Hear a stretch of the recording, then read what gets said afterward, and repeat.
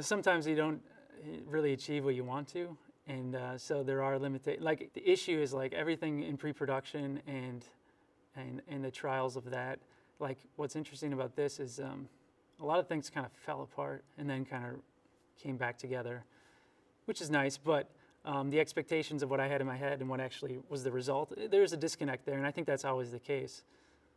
Like for instance, the actress I had originally planned to be in the film like dropped out 3 days prior to production. So I scrambled and I called up someone that I'd worked with previously, and it made it work. But you know, like the preparation and then things just, you know, things happen you can't control. Yeah, and it kind of stinks. And that happened kind of throughout for various reasons, including in post-production. Like I had an editor drop out, so I kind of had to take the editing job too, for at least half of it. So, you know, there's complications throughout, but you know, you learn as you go. Because all these people like I was working with, they can no longer work on the thing, and you wish you could add like one more day, and you don't have that one more day. And so you just work with the material you have, but it's not there in your mind, but you learn to accept what it is in the end. Yeah.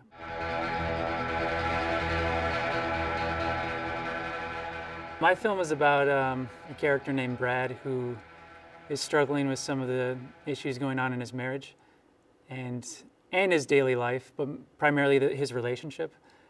And during this kind of period of, I would call like maybe psychological turmoil, he starts thinking that he's turning into something, which is a creature. And so I'm toying with the ideas of metamorphosis and transformation. Yeah. I guess at the time I was reading a lot about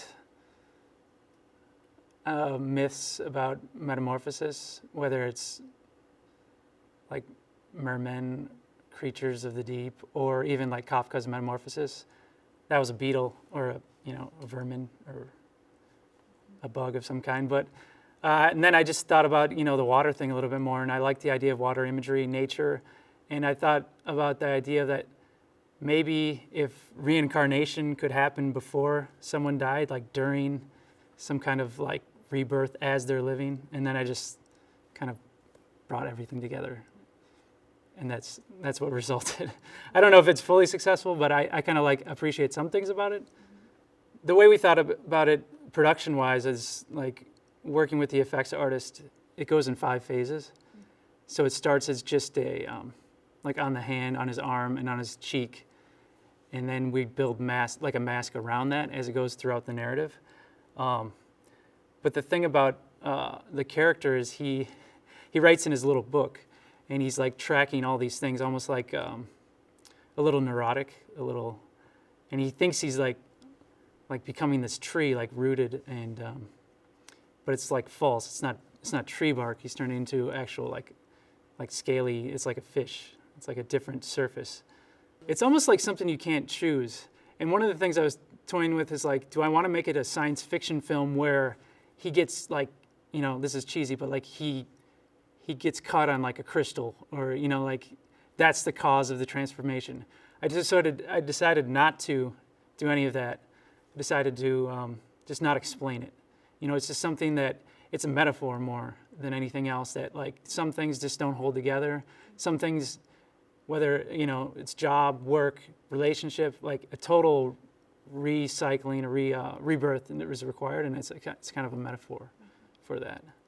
If someone is unhappy, change is required, and then if it's external, that's kind of a cop-out maybe, but it also provides a little bit of magic. So the external forces that we don't have control over can create like spiritual, psychological change. It's like a mix of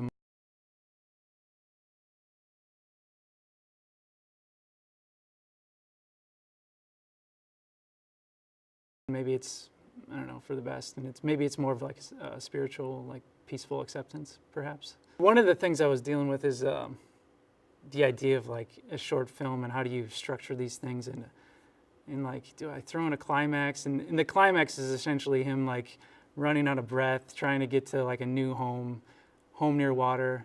It's all these ideas of like, where's the home, and like what is the right location for someone. I start from imagery a lot. and sometimes the images come first, because I'm a cinematographer as well as a director. So, and I mess around with cameras, lenses, and I go out and I film nature, and I'm very connected to nature. And so it starts from a place of nature, and then working from that, like what are these images? How can I work that into a narrative? Yeah. And that's, so I guess I write from images first, and sort of influenced by, I guess this film specifically, a more kind of poetic flow of imagery in telling the story. I'm kind of floating above the table, and I'm always, before that even, I'm kind of like fragmenting the frame, like they're never together. You have to move the camera to see each other. They're never really, except for wide shots, but this kind of alienation quality to the editing and the image.